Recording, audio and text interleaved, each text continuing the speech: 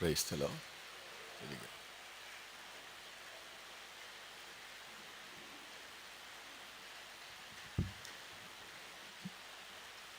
വിശുദ്ധ Luis D Montfort പറഞ്ഞു തരുന്ന ഒരു രഹസ്യമുണ്ട്. കന്യകാമറിയത്തെപ്പറ്റി മനസ്സിലാക്കാൻ വളരെ ഉപകാരപ്രദമായിട്ടുള്ളതാണത്. ഉത്തമഗീതം എന്ന വിശുദ്ധ ഗ്രന്ഥത്തിലെ ഒരു വാക്യം ഉദ്ധരിച്ചുകൊണ്ട് ലൂയിസ് ഡി മോൺഫോർട്ട് പുണ്യവാൻ പറയുന്നത്, പരിശുദ്ധാത്മാവ് മുദ്ര വെച്ച് പൂട്ടിവെച്ചിരിക്കുന്ന ഒരു സ്വർഗീയ നീരുറവയാണ് മറിയം. അവളിലേക്ക് മറിയം എന്ന രഹസ്യത്തിലേക്ക് പ്രവേശിക്കാൻ പരിശുദ്ധാത്മാവിന് മാത്രമേ സാധിക്കുകയുള്ളൂ. ഏതെങ്കിലും മനുഷ്യന് ഈ ദൈവരഹസ്യം മനസ്സിലാക്കാൻ സാധിക്കണമെങ്കിൽ ആ വ്യക്തി പരിപൂർണമായി പരിശുദ്ധാത്മാവിൻ്റെ നിയന്ത്രണത്തിലാകണം. ലോകാരൂപിയിൽ ഇരിക്കുന്ന വ്യക്തിക്ക് ഇതൊന്നും മനസ്സിലാകുകയില്ല. അതുകൊണ്ട് നമുക്കിരിക്കുന്നിടത്ത് തന്നെ ഇരുന്നു കൊണ്ട് അല്പം നേരം പരിശുദ്ധാത്മാവിനോട് പ്രാർത്ഥിക്കാം മൗനമായിട്ട്. ജ്ഞാനസ്നാന നിമിഷം മുതൽ പരിശുദ്ധാത്മാവ് നാം അറിഞ്ഞാലും അറിഞ്ഞില്ലെങ്കിലും, അംഗീകരിച്ചാലും അംഗീകരിച്ചില്ലെങ്കിലും, ഓർത്താലും ഓർത്തില്ലെങ്കിലും നമ്മളിൽ പരിശുദ്ധാത്മാവ് താമസിക്കുന്നുണ്ട്. പരിശുദ്ധാത്മാവോട് അപേക്ഷിക്കാം, പരിശുദ്ധാത്മാവേ, അങ്ങെന്നിൽ ഇപ്പോൾ സജീവമായി പ്രവർത്തിക്കണമേ. ദൈവിക രഹസ്യങ്ങൾ അറിയുവാനുള്ള കഴിവ് എനിക്ക് നൽകണമേ. ജ്ഞാനികളിൽ നിന്നും വിവേകികളിൽ നിന്നും മറയ്ക്കപ്പെട്ട ദൈവരാജ്യ രഹസ്യം ഗ്രഹിക്കുവാൻ എന്നെ സഹായിക്കണമേ. യേശുവേ സ്തോത്രം, യേശുവേ നന്ദി. കർത്താവേ സ്തോത്രം, യേശുവേ നന്ദി. ദൈവമേ സ്തോത്രം, കർത്താവേ നന്ദി. യേശുവേ സ്തുതി, യേശുവേ നന്ദി. ദൈവമേ സ്തോത്രം, ദൈവമേ നന്ദി. യേശുവേ സ്തുതി, യേശുവേ നന്ദി.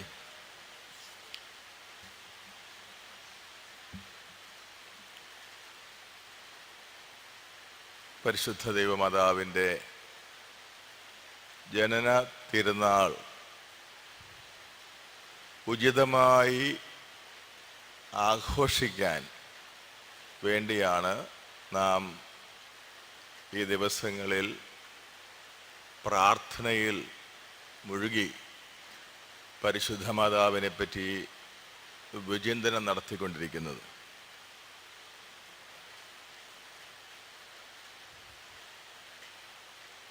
കുഞ്ഞുനാൾ മുതൽ മാതാവിനെ സംബോധന ചെയ്യുന്ന ഒരു വാക്കാണ് അമ്മ.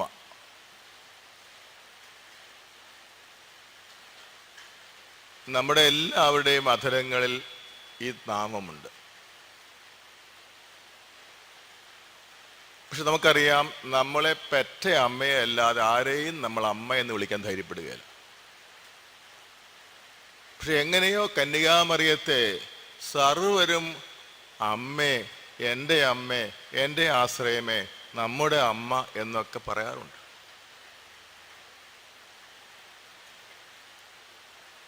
എന്തുകൊണ്ടാണ് കന്യകാമറിയത്തെ അമ്മ എന്ന് വിളിക്കുന്നതെന്ന് ഞാൻ പല സമൂഹത്തിലും ചോദിച്ചിട്ടുണ്ട്. കിട്ടിയ ഉത്തരം, യേശു കുരിശിൽ കിടന്നുകൊണ്ട് ഇതാ നിന്റെ അമ്മ എന്ന് യോഹന്നാനോട് പറഞ്ഞതാണെന്ന്. വാസ്തവത്തിൽ അത് ശരിയായ ഉത്തരമാണ്. പക്ഷേ അവിടെ വേറൊരു ചോദ്യമുണ്ട്. അതുകൊണ്ട് യോഹന്നാനോട് നിന്റെ അമ്മ എന്ന് യേശു പറഞ്ഞുകൊണ്ട് എൻ്റെ അമ്മയാകുന്നെങ്ങനെ? നിങ്ങളുടെ അമ്മയെ എനിക്ക് അമ്മ എന്ന് വിളിക്കാൻ പറ്റും? ചേട്ടത്തി എന്ന് വേണം വിളിക്കും. ചേട്ടത്തി, ആൻറ്റി, ചേച്ചി എന്നൊക്കെ വേണേൽ പറയാൻ പറ്റും. അമ്മുമ്മ എന്നൊക്കെ പറയാൻ പറ്റും. അമ്മയെന്ന് വിളിക്കാൻ എങ്ങനെ? അമ്മ എന്ന് അർത്ഥവത്തായി വിളിക്കണമെങ്കിൽ ജനനം നൽകിയവളായിരിക്കണം.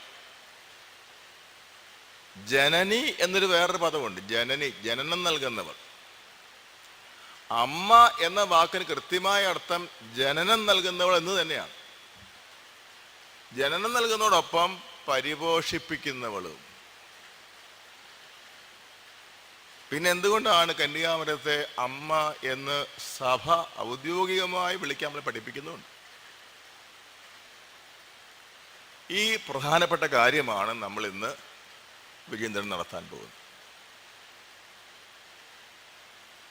ഈശോ അബാ എന്ന് വിളിച്ചപ്പോൾ ഉണ്ടായ വികാരങ്ങളാണോ നമുക്ക് സ്വർഗസ്ഥനായ ഞങ്ങളുടെ പിതാവേ എന്ന് വിളിക്കുമ്പോൾ? അല്ല. കാരണം എന്താ?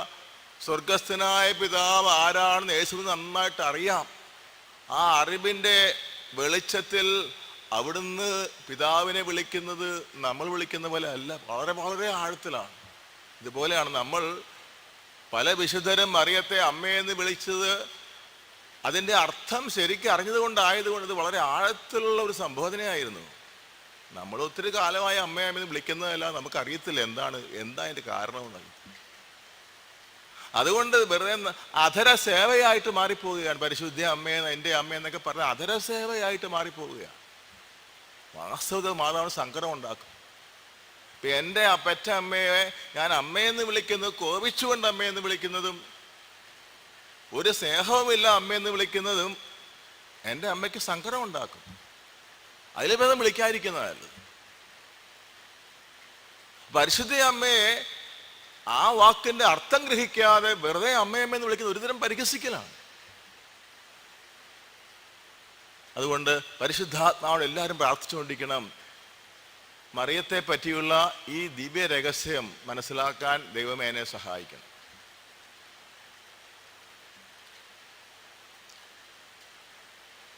ആദ്യമായിട്ട് നമ്മൾ മനസ്സിൽ ഉറപ്പിക്കേണ്ട കാര്യം, അമ്മ എന്ന വാക്കിനർത്ഥം ജനിപ്പിച്ചവൾ എന്ന് തന്നെയാണ്. ഗർഭം ധരിക്കുകയും ജനിപ്പിക്കുകയും പരിപോഷിപ്പിച്ച് വളർത്തുകയും ചെയ്യുന്ന ആളെയാണ് അമ്മ എന്ന് വിളിക്കേണ്ടത്. കന്യകാമറിയത്തെ എങ്ങനെ ഈ അർത്ഥത്തിൽ വിളിക്കാം എന്നാണ് നമ്മൾ മനസ്സിലാക്കാൻ പോകുന്നത്. രണ്ടാം വത്തിക്കാൻ സൂനകദോസ് ഇക്കാര്യം നമുക്ക് വളരെയധികം കൃത്യമായി പഠിപ്പിച്ചു തന്നിട്ടുണ്ട്. രണ്ടാം വത്തിക്കാൻ സൂനകദോസ് പങ്കെടുത്ത് 2365 മെത്രാന്മാരാണ്. ലോകത്തുള്ള സകല മെത്രാന്മാരും കൂടെ ഏതാണ്ട് 3.5 വർഷത്തിലധികം നാളുകൾ വത്തിക്കാനിലെ സെന്റ് പീറ്റേഴ്സ് ബസിലിക്കയിൽ ധ്യാനാത്മകമായി പ്രാർത്ഥനാത്മകമായി ഇരുന്ന് പഠിച്ച ശേഷം വിശ്വാസരഹസ്യങ്ങളെ പറ്റി എല്ലാം കൃത്യമായ നിർവചനങ്ങൾ തന്നിട്ടുണ്ട്. അതിലൊരു നിർവചനമാണ് മാതാവിനെ പറ്റിയുള്ള ഈ പ്രബോധനം. അത് ലൂമൻ ജെൻസീം അല്ലെങ്കിൽ തിരുസഭ എന്ന അതിപ്രധാന രേഖയുടെ 61ാം ഖണ്ഡികയിലാണ്. ശ്രദ്ധിച്ച് കേൾക്കണം കേട്ടോ, വളരെ പ്രധാനപ്പെട്ട കാര്യം. മിശിഹായെ ഗർഭം ധരിച്ച് ജനിപ്പിച്ച് പോറ്റി വളർത്തി പിതാവിൻ്റെ ആലയത്തിൽ സമർപ്പിച്ച് കുരിശിൽ മരിക്കുന്ന തൻ്റെ പുത്രനോടൊത്ത് പീഡ അനുഭവിച്ച് അനുസരണം, വിശ്വാസം, പ്രത്യാശ, ഉജ്ജ്വല സ്നേഹം എന്നിവ വഴി ആത്മാക്കളുടെ പ്രകൃത്യതീത ജീവൻ പുനരുദ്ധരിക്കാൻ വേണ്ടി രക്ഷകന്റെ പ്രവൃത്തിയോട് സർവദാ സവിശേഷമായ വിധം മറിയം സഹകരിച്ചു. ഈ കാരണത്താൽ പ്രസാദപര മണ്ഡലത്തിൽ നമ്മുടെ അമ്മയായി അവൾ പരിലസിക്കുന്നു.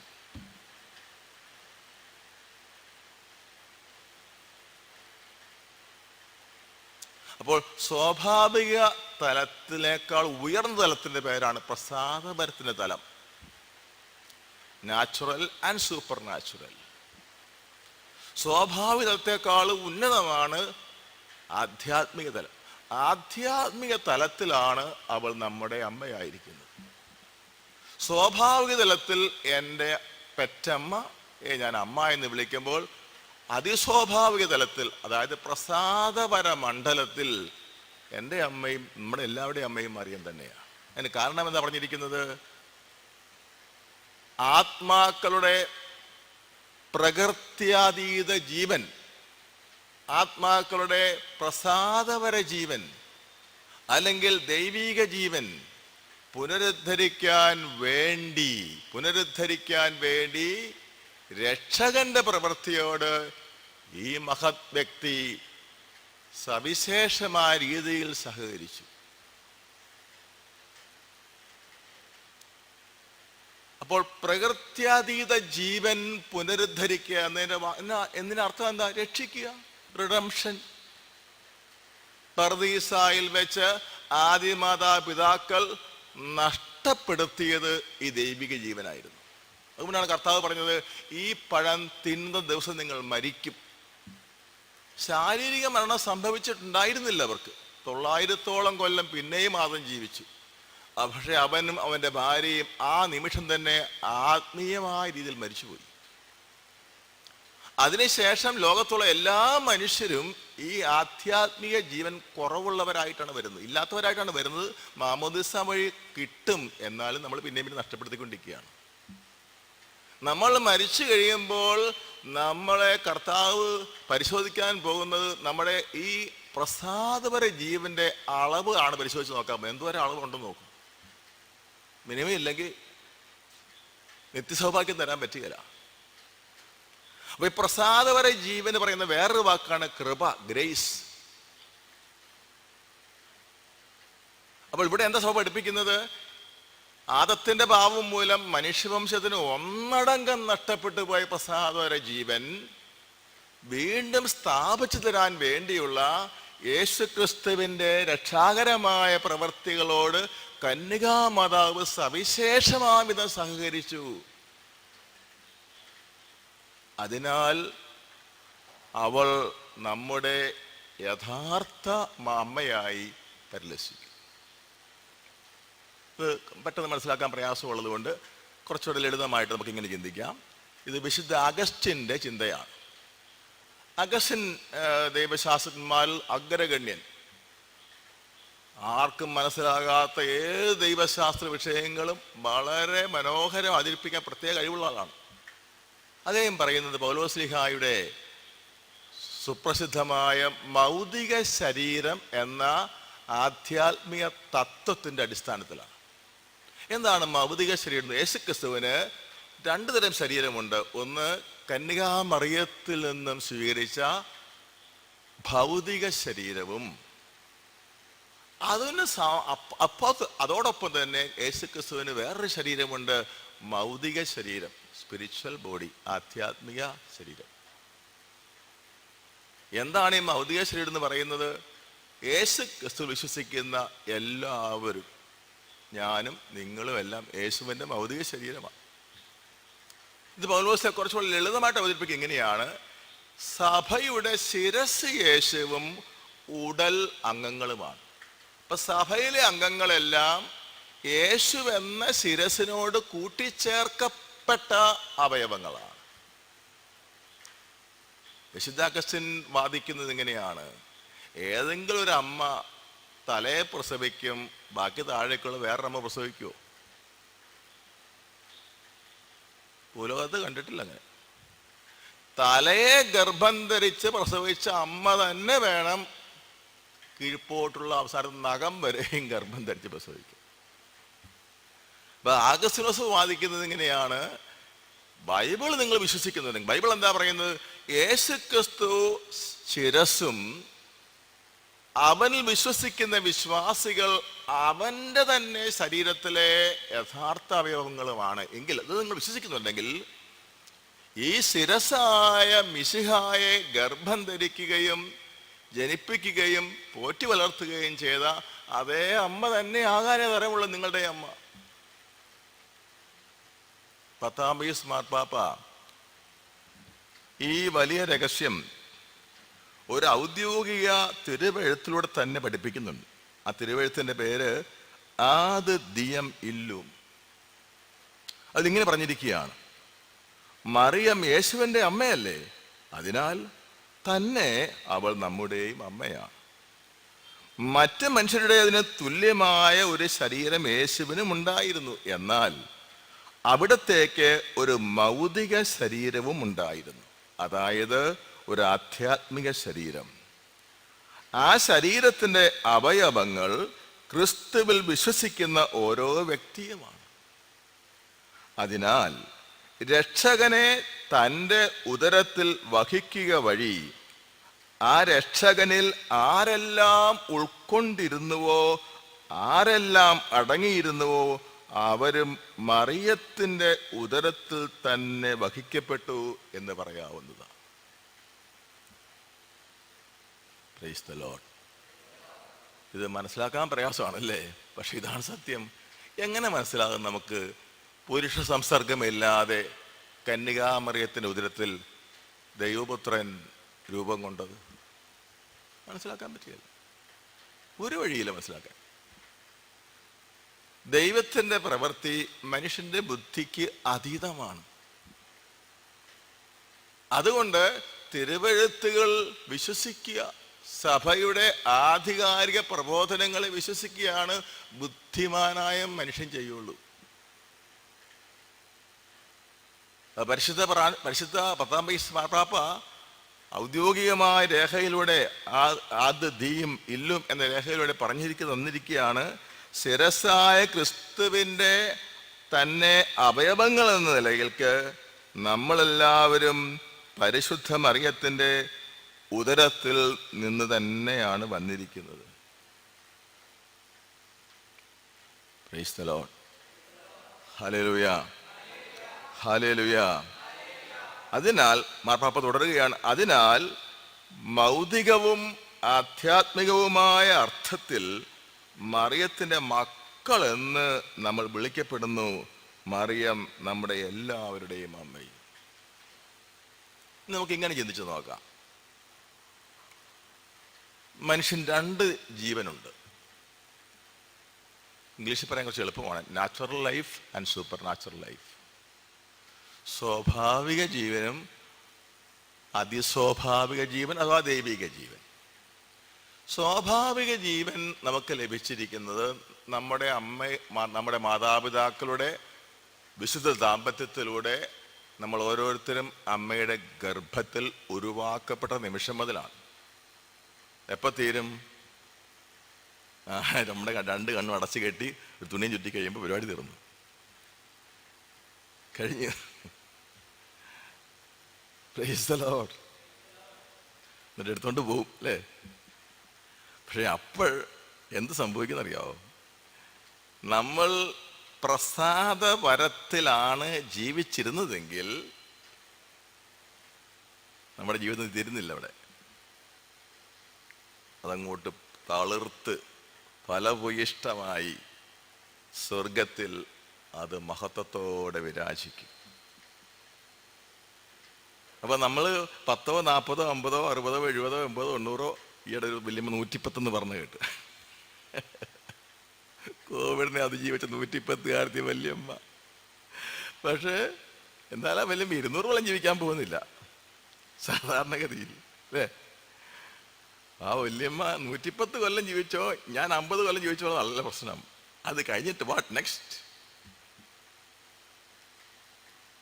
ചില കൊച്ചു കുഞ്ഞുങ്ങളൊക്കെ ജനിച്ച പിറ്റേ ദിവസം മരിക്കുന്നത് കണ്ടിട്ടില്ലേ അല്ലേ? ചില കുഞ്ഞുങ്ങൾ അമ്മയുടെ വയറ്റ് വെച്ച് തന്നെ മരിച്ചു. എല്ലാവരും എന്താ പറയുന്നത്? ഒരു മാലാഹ കുഞ്ഞ് നന്നായി, നമുക്ക് അവിടെ പോയി നമുക്ക് നമ്മുടെ വീട്ടിന് വേണ്ടി കുടുംബത്തിന് വേണ്ടി പോയി മധ്യസ്ഥം വഹിച്ചോളൂല്ലോ. മധ്യസ്ഥ പ്രാർത്ഥനയ്ക്ക് ആളില്ലാതിരിക്കുകയായിരുന്നു. ശിലാതെ വെച്ച് കരയുമെങ്കിലും വലിയ സങ്കടപ്പെടുകയല്ല. അവിടെ അതായത് ആ സ്വാഭാവിക ജീവൻ ജനിച്ചപ്പോഴേ നമുക്ക് കണ്ട് കൊതു തീർന്നതിന് മുമ്പേ നഷ്ടപ്പെട്ടു പോയാലും സാരമില്ല, നിത്യതയിൽ ആ ജീവൻ പ്രക്ഷോഭിക്കാൻ പോവുകയാണ്. രക്തസാക്ഷികൾ അതുകൊണ്ട് രക്തസാക്ഷികൾ നല്ല ആരോഗ്യമുള്ള സമയത്ത് ആ കഴുത്ത് കെട്ടിക്കൊടുത്തു, കണ്ടിച്ചോളാൻ പറഞ്ഞു. ഒരു 10-40 കൊല്ലം ജീവിക്കായിരുന്നു വേണമെങ്കിൽ, അത് വലിയ വിഷയമല്ല. 40 കൊല്ലം ജീവിച്ചാൽ അങ്ങനെ ജീവിച്ചു വെടിയേറ്റ് മരിച്ചതാണോ, വണ്ടി അപകടത്തിൽ മരിച്ചതാണോ, കൊടുങ്കാറ്റിൽ മണ്ണിടിഞ്ഞ് മരിച്ചതാണെന്ന് പ്രശ്നമല്ല. പ്രസാദപര ജീവൻ ഉള്ളപ്പോഴാണോ മരിച്ചതെന്നുള്ളത് മാത്രമേ വിഷയമുള്ളൂ ഇവിടെ. അപ്പോൾ നമുക്ക് സ്വാഭാവിക ജീവനുണ്ട്, അതിസ്വാഭാവിക. സ്വാഭാവിക ജീവൻ തന്നതാരാണ്? നമ്മുടെ അമ്മയാണ്. നമുക്ക് ജന്മം നൽകി നമ്മുടെ പെറ്റയമ്മ. പക്ഷേ അതുകൊണ്ട് എന്ത് കാര്യം? നമുക്ക് മുമ്പ് നമ്മുടെ അമ്മയും പോവും. നമുക്ക് നിത്യമായി നിലനിൽക്കുന്ന ജീവിതം, അതിസ്വാഭാവിക ജീവൻ അല്ലെങ്കിൽ ദൈവിക ജീവൻ തരുന്ന അമ്മയാണ് പരിശുദ്ധ മറിയം. അതാണ് സഭ പഠിപ്പിച്ചിരിക്കുന്നത്. ഞാൻ ഒന്നിട്ട് വായിച്ചു നോക്കാം, പറയാം. മിശിഹായെ ഗർഭം ധരിച്ച് ജനിപ്പിച്ച് പോറ്റി വളർത്തി പിതാവിൻ്റെ ആലയത്തിൽ സമർപ്പിച്ച് കുരിശിൽ മരിക്കുന്നതിൻ്റെ പുത്രനോടൊത്ത് പീഡ അനുഭവിച്ച് അനുസരണം, വിശ്വാസം, പ്രത്യാശ, ഉജ്ജ്വല സ്നേഹ എന്നിവ വഴി ആത്മാക്കളുടെ പ്രകൃത്യതീത ജീവൻ പുനരുദ്ധരിക്കാൻ വേണ്ടി രക്ഷകന്റെ പ്രവൃത്തിയോട് സർവദാ സവിശേഷമായ വിധം മറിയം സഹകരിച്ചു. ഇക്കാരണത്താൽ പ്രസാദപര മണ്ഡലത്തിൽ നമ്മുടെ അമ്മയായി അവൾ പരിലസിക്കുന്നു.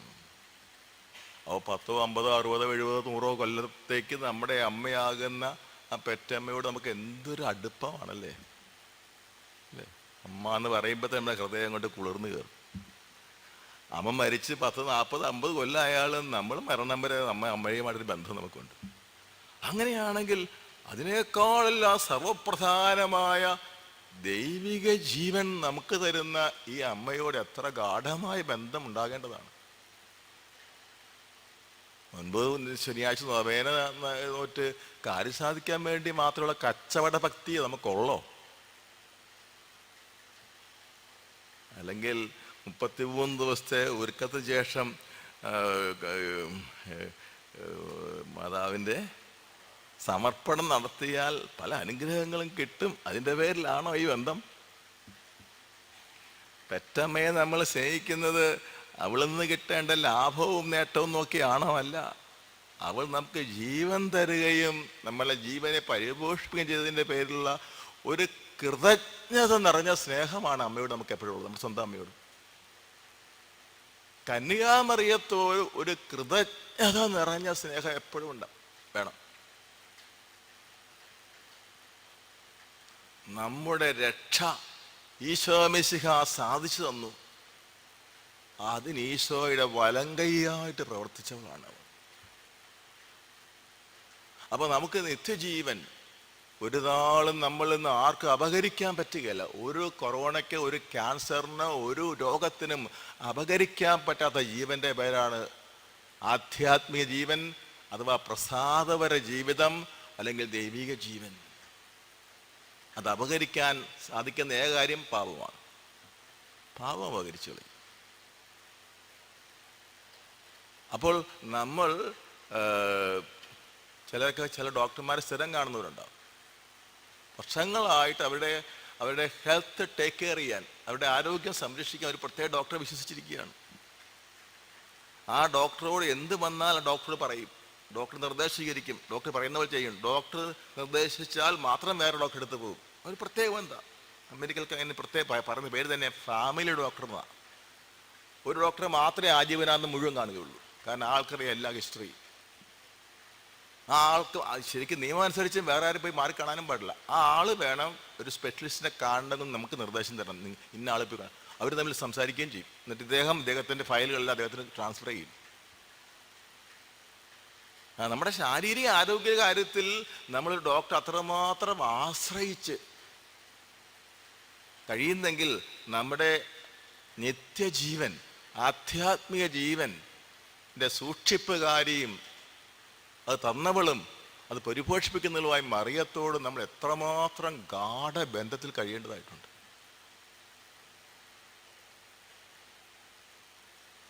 അപ്പൊ ഈ അർത്ഥത്തിലാണ് കുരിശെ കിടന്നു ഈശോ പറഞ്ഞു, ഇതാ നിന്റെ അമ്മായി. യോഹന്നാനെ ഈശോയുടെ കണ്ണടയുന്നവരെ കൂട്ടത്തിൽ കൊണ്ടു നടന്നു, ഉപദേശിച്ചു, പഠിപ്പിച്ചു, പരിശീലിപ്പിച്ചു. പക്ഷെ ഈശോയുടെ ഭൗതിക ജീവിതം അവസാനിക്കുന്നതോടെ യോഹന്നാനെ പ്രസാദപര ജീവനിൽ വളർത്തണം. അവന് കഞ്ഞിങ്കരയൊക്കെ വെച്ച് കൊടുക്കാൻ അവൻ്റെ സ്വന്തം അമ്മ അപ്പുറത്തുണ്ട്. അതുകൊണ്ട് കാര്യമായില്ലല്ലോ. അവൻ്റെ യഥാർത്ഥ ജീവനിൽ അവനെ പരിപോഷിപ്പിക്കാൻ വേണ്ടി തന്നെയാണ് മാതാവ്. അതുകൊണ്ടാണ് യോഹന്നാന്റെ പെറ്റ അമ്മ തൊട്ടടുത്ത് നിൽക്കുമ്പോഴാണ് ഈശോ കയറി പറയുന്നത്, ഇതാ നിന്റെ അമ്മ. പരിശുദ്ധ മാതാവുമായിട്ട് നമുക്കുണ്ടാകേണ്ട വലിയ ബന്ധത്തെപ്പറ്റി ഇനി നമുക്ക് വെളിപാട് പുസ്തകത്തിലേക്ക് പോകാം. നമ്മൾ മാതാവിൽ നിന്നാണ് ജനിച്ചെന്ന് പറഞ്ഞവർക്ക് സംശയം, അത് വെറുതെ പറയുന്നതെന്ന് തോന്നി. അത് വെറുതെ പോച്ചടിക്കുന്ന, പിന്നെ മാതാവ് ജനിച്ചു, വെറുതെ ഭക്തി പ്രസംഗിക്കുന്നു. നമുക്ക് ആ വെളിപാട് പുസ്തകത്തിലേക്ക് നോക്കാം. ബൈബിൾ പറയുന്നത് നമുക്ക് നോക്കാം. വെളിപാട് പുസ്തകം 12-ാം അധ്യായത്തിൽ 1 മുതൽ 2 വരെ വാക്യങ്ങളാണ്. നമുക്കെല്ലാവർക്കും വളരെയേറെ നിശ്ചയമുള്ള ബൈബിൾ ഭാഗമാണ് അല്ലേ?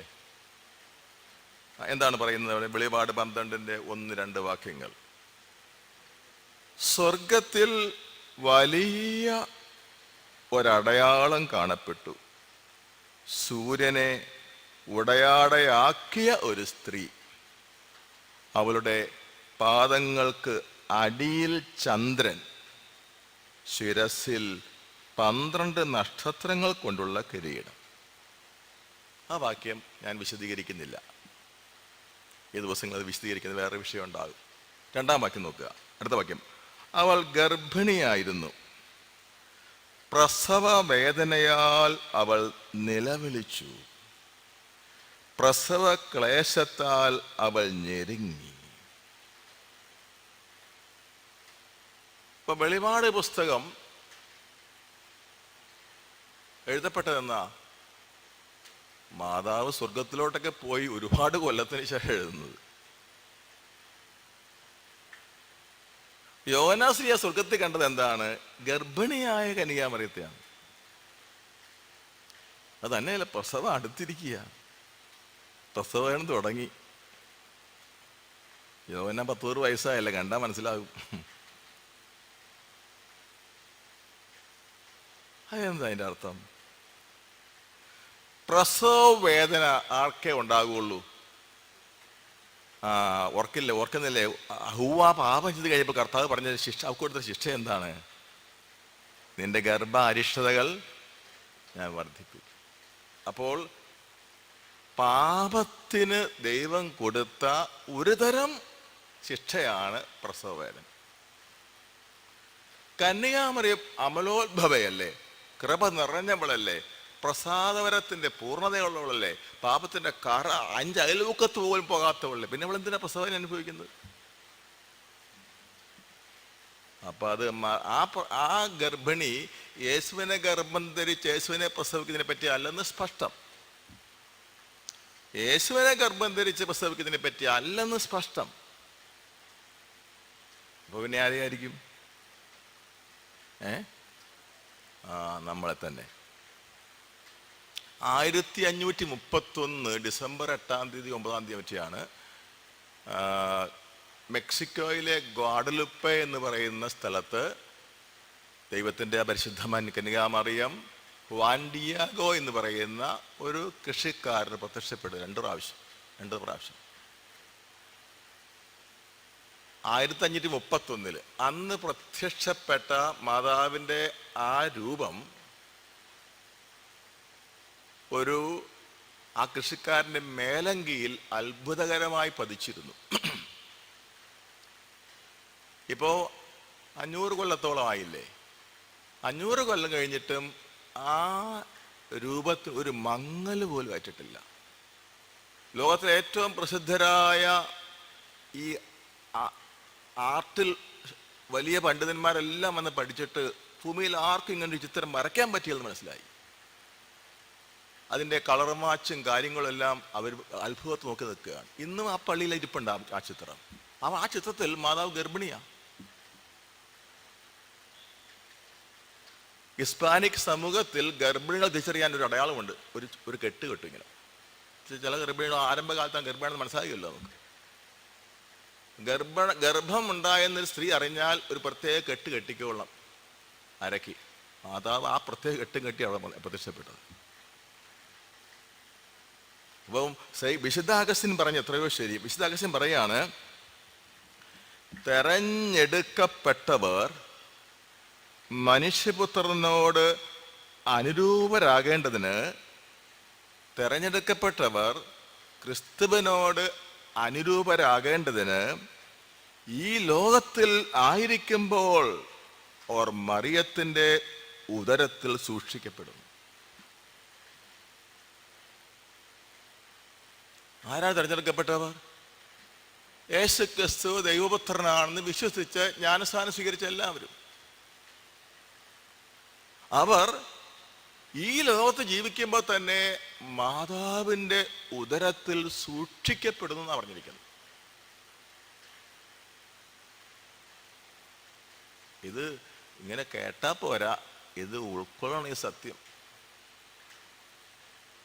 ഇപ്പൊ ദൈവം എത്രമാത്രം ശ്രദ്ധിക്കുന്നു നോക്കുക. ഭൂലോകത്തെ ഏറ്റവും സുരക്ഷിതമായ ഒരു സ്ഥലമാണ് ഒരു സ്ത്രീയുടെ ഗർഭപാത്രം. സാധാരണഗതിയിൽ വീഴ്ച വന്നാലും തട്ടുമുട്ടും ഏറ്റാലും ഗർഭസ്ഥ ശിശുവിന് യാതൊരു ഹാനിയും വരാത്തവണ്ണാണ് ആ സംവിധാനം ചെയ്ത് വെച്ചിരിക്കുന്നത്. ഈ ലോകത്ത് പാപജലം നിറഞ്ഞ തിന്മയുടെ സ്വാധീനമുള്ള ഈ ലോകത്ത് നമ്മൾ ജീവിക്കുമ്പോൾ നമുക്ക് പ്രസാദപര ജീവൻ നഷ്ടപ്പെടാതിരിക്കാൻ വേണ്ടി ദൈവം കൽപ്പിച്ചു കൂട്ടി നമ്മെ കന്യകാമറിയത്തിൻ്റെ ഉദരത്തിൽ സൂക്ഷിച്ചിരിക്കുന്നു. ഇത് വിശുദ്ധ അഗസ്റ്റിൻ്റെ വാക്കുകളാ, തള്ളിക്കളയാൻ പറ്റില്ല. എന്നിട്ട് അദ്ദേഹം വീണ്ടും തുടരുകയാണ്, അവർ ആരാ? നമ്മൾ സംരക്ഷണവും സഹായവും പോഷണവും ഈ നല്ല മാതാവിൽ നിന്ന് സ്വീകരിച്ച് അവിടെ വളരുന്നു.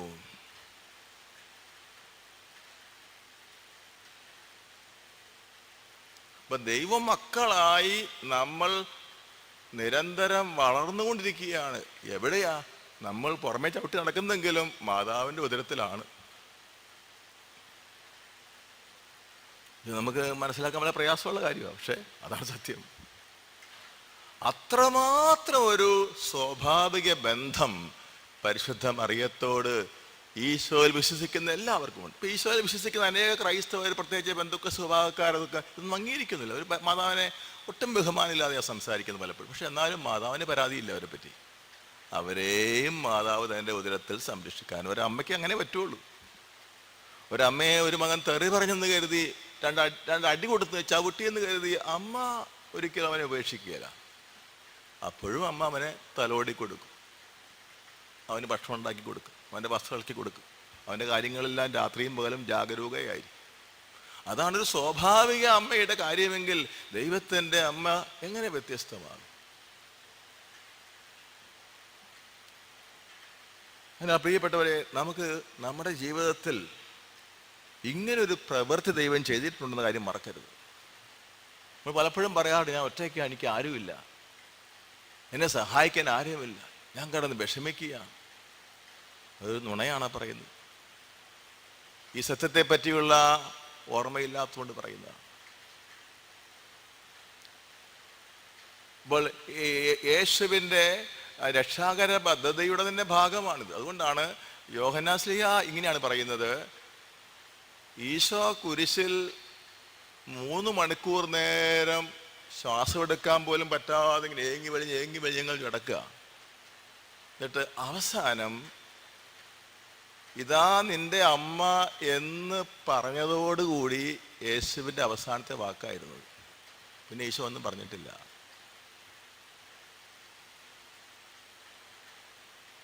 ബിഷപ്പ് ഫുൾട്ടൻ ജേഷിൻ്റെ ഒരു പ്രമുഖ പ്രസംഗമാണ് യേശുവിൻ്റെ അവസാനത്തെ 7 വാക്കുകൾ. ഏറ്റവും പ്രധാനപ്പെട്ട ഒരു വാക്കിതാ, ഇതാ നിന്റെ അമ്മ. അതിനുശേഷം ഈ സംഭവം ദൃക്സാക്ഷിയായ യോഹന്നാൻ പറയാണ്, അനന്തരം എല്ലാം പൂർത്തിയായെന്ന് മനസ്സിലാക്കി അവൻ തൻ്റെ ആത്മാവിനെ സമർപ്പിച്ചു. അപ്പോൾ ലോകത്തിൻ്റെ രക്ഷ ഈശോ മിശിഹ പൂർത്തിയാക്കിയത് എപ്പോഴാ? തൻ്റെ പീഡാസഹനത്താലും മരണത്താലും തുറന്നു വിടുന്ന ഉദ്ധാനത്താലും അവിടുന്ന് പിശാചിൻ്റെ കെണിയിൽ നിന്ന് മനുഷ്യമക്കളെ ആത്മീയരായി ജനിപ്പിച്ചിട്ടുണ്ട്. പക്ഷെ ഇനി ജനിച്ച കുഞ്ഞിനെ വളർത്താൻ അമ്മ വേണം. നമ്മുടെ ഏതെങ്കിലും ഒരു വീട്ടിൽ കുഞ്ഞ് ജനിച്ചിട്ട് ആ ജനിച്ച പടി തന്നെ കിടക്കുകയാണെങ്കിൽ ആ കുഞ്ഞ് എന്തൊരു ഭാരമായിരിക്കും നമുക്ക്. ജനിച്ച അന്ന് എങ്ങനെ കണ്ടോ അങ്ങനെ 50-60 കൊല്ലം ആ പായ കിടന്നാൽ, നിലത്ത് കിടന്നാൽ ഈ ഇതിലിപ്പം അത് ജനിക്കാതിരിക്കുകയായിരുന്നു വേഗം അമ്മ പോലും വിചാരിച്ചു പോകും. ജനിച്ച കുഞ്ഞ് വളരുന്നില്ല, പിന്നെ എന്തിനു കൊള്ളാം ആ കുഞ്ഞിനെ കൊണ്ട്?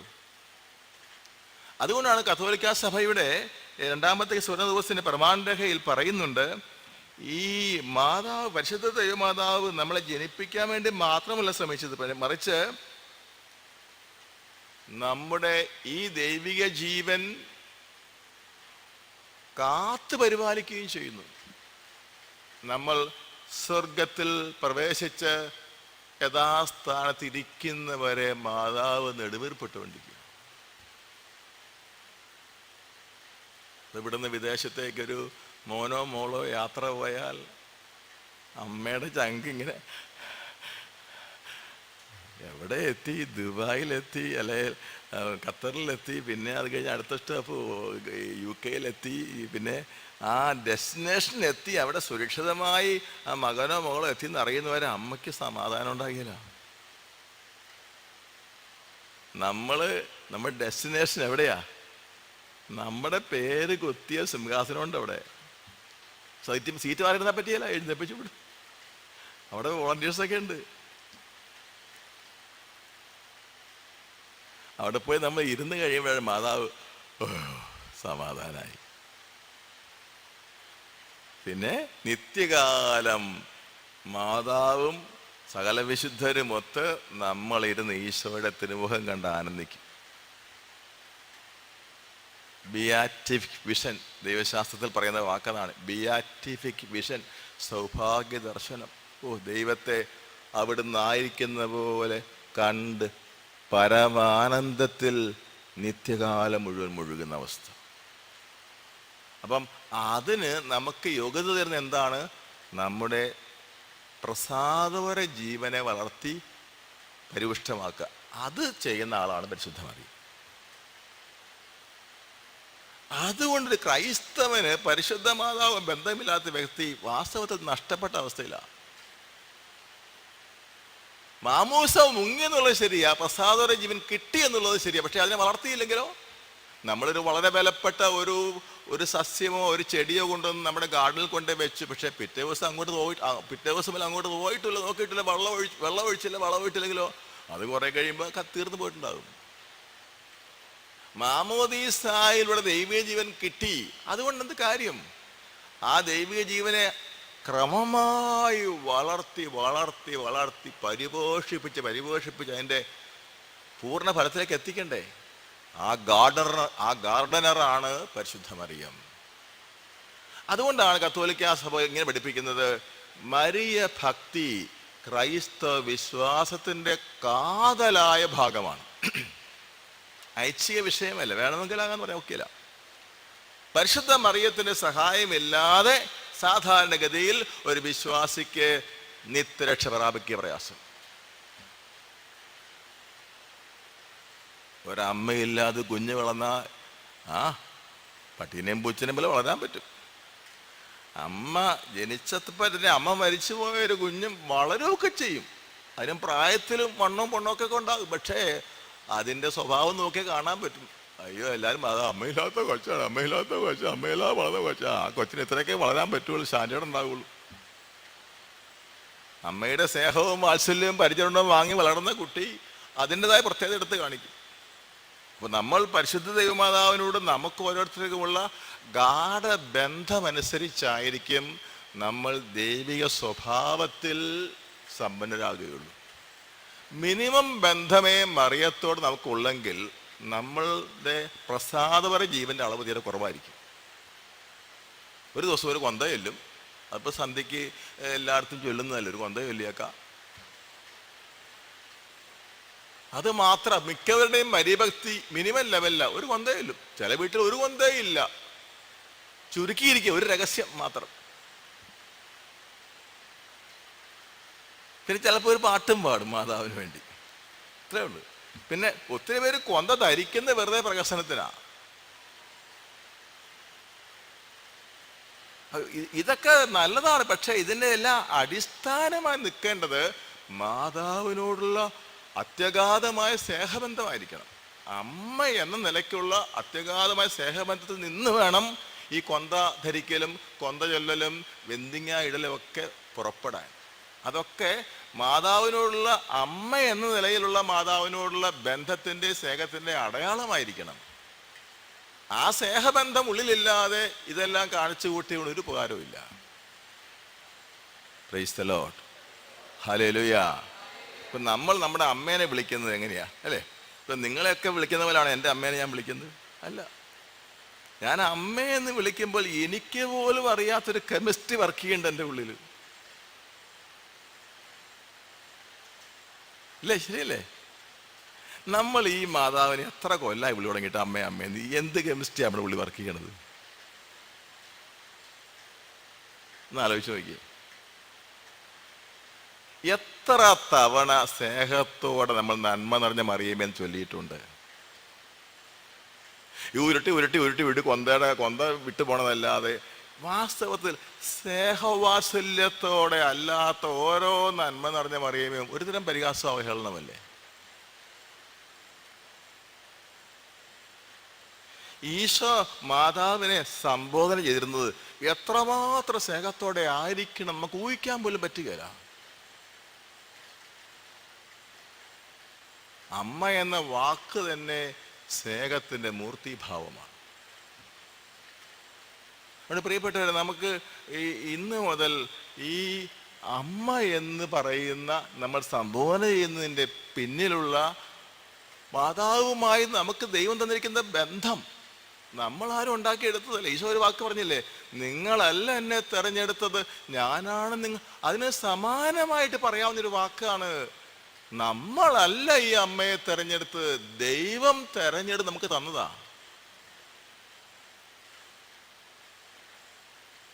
അതുകൊണ്ട് മാതാവിനെ അവഗണിക്കുന്നവരും മാതാവിന് ജീവിതത്തിൽ സ്നേഹത്തിൻ്റെ കാര്യത്തിൽ സ്ഥാനം കൊടുക്കാത്തവരും വാസ്തവത്തിൽ ദൈവത്തെ തന്നെ തള്ളിക്കളഞ്ഞവരാണ്. ഒരു മാതാവിൻ്റെ സംഘടനയിൽ അംഗമായതുകൊണ്ടോ മാതാവിൻ്റെ പേരുള്ള സന്യാസഭയിൽ അംഗമായതുകൊണ്ടോ മാതാവിൻ്റെ ഒരു വലിയ ബന്ധിങ്ങ പുറത്തുനിന്ന് അകത്തും കാണത്തുകൊണ്ട് ധരിച്ചത് കൊണ്ടോ അത് കാര്യമായില്ല. അത് പോരാ. നേരത്തെ പറഞ്ഞ പോലെ അതെല്ലാം മാതാവിനുള്ള സ്നേഹത്തിൻ്റെ പ്രകാശനമായി മാറും. Praise the Lord, hallelujah. ഞാനൊരിക്കൽ അമേരിക്കയിൽ വെച്ച യൂണിവേഴ്സിറ്റി പഠിക്കുമ്പോൾ ക്ലാസ്സിലേക്ക് പോകുമ്പോൾ ഒരു ചെറുപ്പക്കാരൻ, ഈ പണ്ട് കാലത്ത് സിസ്റ്റർമാരും മറ്റുമൊക്കെ ഈ ബെൽറ്റേൽ തൂക്കിയൊരു വലിയ കൊന്ത, അത് നിലത്ത് മുട്ടുന്നവരെ കൊന്ത ഇടുമായിരുന്നു. ഇപ്പോൾ കാണുന്നില്ല. ഇപ്പോൾ കൊന്ത ചുരുങ്ങി പോയി, കൊന്ത ഇപ്പോൾ കാണുന്നില്ല. അപ്പോൾ അവരിങ്ങനെ സിസ്റ്റർമാർ നടന്നു പോയി കൊന്ത ചൊല്ലിക്കൊണ്ടേ പോകുള്ളൂ. ഇങ്ങനെ വേറെ കൊന്തയല്ല, ഈ കൊന്ത തന്നെ ചൊല്ലിക്കൊണ്ടാണ് പോകുന്നത്. ഇപ്പം ഞാനൊരു ചെറുപ്പക്കാരനെ കണ്ടു, ഒരു സായിപ്പ. ഞാൻ ചോദിച്ചു, ഞാൻ വിചാരിച്ചു സെമിനാരിക്കാരാണെന്ന് വിചാരിച്ച് ഞാൻ ചോദിച്ചത്. ഞാൻ പറഞ്ഞ്, വൈ യു ഡൂ ദീസ് എന്ന് ചോദിച്ചാൽ പറയണേ, എൻ്റെ അമ്മയോടുള്ള സ്നേഹം കൊണ്ട്. അവന് കമ്പ്യൂട്ടർ എഞ്ചിനീയറിംഗ് പഠിക്കുന്ന 4 കൊല്ലത്തെ അവിടുത്തെ മാസ്റ്റേഴ്സ് കോഴ്സ് 4 കൊല്ലത്തെ ഡിഗ്രി കിട്ടണമെങ്കിൽ 4 കൊല്ലത്തെ എഞ്ചിനീയറിംഗ് പഠിക്കുന്ന പയ്യൻ പറയാ, എൻ്റെ അമ്മയോടുള്ള സ്നേഹം കൊണ്ടാണ് എല്ലാവരും കാണത്തക്ക വണ്ണം വലിയ കൊന്ത, ഇവിടുന്ന് നിലത്ത് മുട്ടുന്ന വലിയ കൊന്തയിട്ട് അതിന് ക്ലാസ്സിലേക്ക് പോണേ കൊന്ത ഉരുട്ടി ചൊല്ലിക്കൊണ്ടാണ് പോകുന്നത്. ബെന്തിങ്ങായിട്ട് തട്ടിന് ഏതാണ്ടതേ ഈ ബൈബിളിൻ്റെ പകുതി സൈസ് ഉണ്ടാകും. ഇപ്പം ഞാൻ പലരോടെ ചോദിച്ചത്, 1-2 പേര്, ഒത്തിരി പേര് സായിപ്പ്മാർ ആമ്പിള്ളേർ ഇതിങ്ങനെ ഇട്ടുണ്ടെങ്കിൽ ഇപ്പോൾ ചോദിച്ചിട്ടുണ്ട്. അപ്പോൾ ഏതാണ് we love our mother. നമ്മളാണെങ്കിൽ ബെന്തിങ്ങ അകത്തോട്ടിട്ടല്ലേ ആരും കാണാതിരിക്കാൻ വേണ്ടി.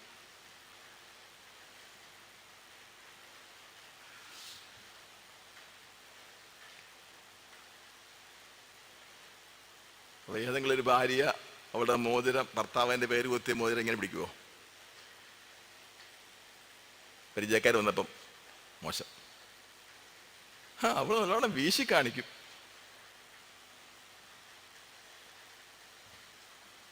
ചുരുക്കി പറഞ്ഞാൽ പ്രിയപ്പെട്ടവരെ, നമുക്ക് ജന്മത്തിൽ തന്നെ കിട്ടിയിരിക്കുന്ന ഈ അമ്മയെ അമ്മയായി തന്നെ നമുക്ക് സ്വീകരിക്കാം.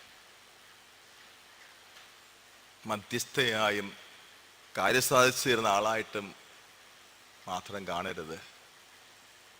പെറ്റമ്മയേക്കാൾ വിലപ്പെട്ട അമ്മ തന്നെ.